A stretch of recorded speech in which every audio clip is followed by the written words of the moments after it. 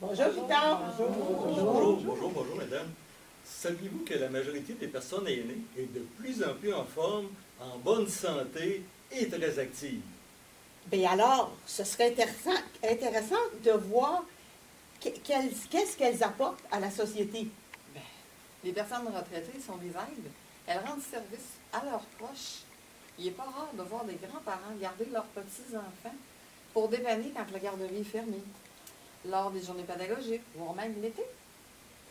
Puis oui, puis elles accompagnent les petits-enfants dans des sorties scolaires ou pour des rendez-vous médicaux.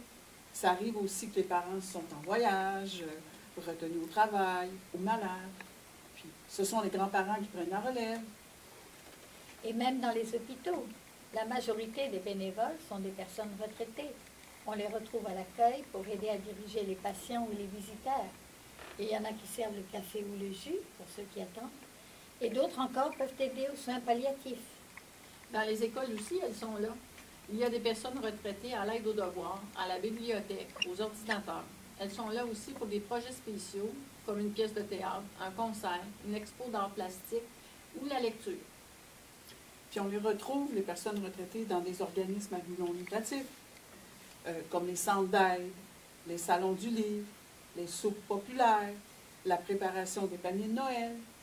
Puis je rajouterais qu'elles participent aussi au levée de fonds, que ce soit Opération Enfant Soleil, Centraide, la Fondation Longodreau.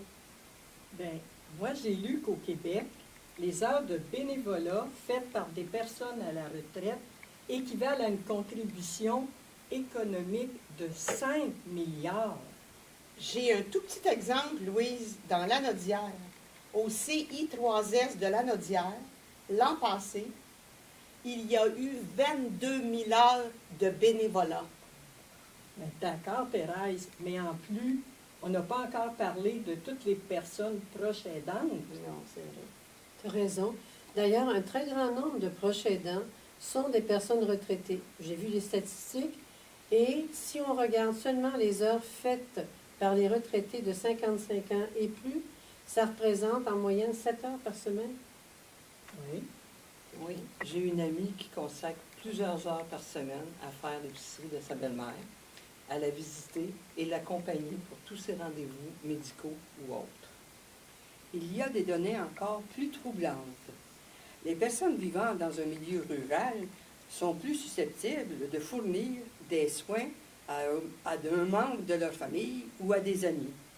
On dit qu'elles sont plus nombreuses à fournir jusqu'à 20 heures de soins par semaine.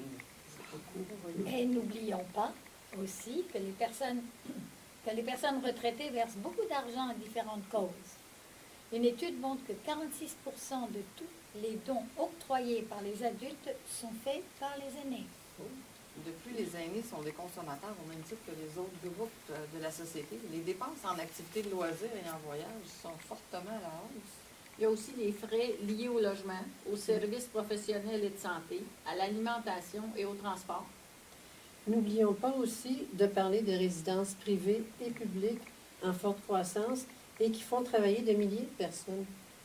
Ben, comme on vient de le démontrer, le rôle des personnes retraitées prend diverses formes, mais aussi importantes dans notre société. Que ce soit comme bénévole, donateur, proche aidant et consommateur. J'aurais le goût de terminer en disant, les personnes retraitées, si on ne les avait pas, il faudrait les inventer, car la société en a vraiment besoin. Qu'en pensez-vous? Oui, oui, oui.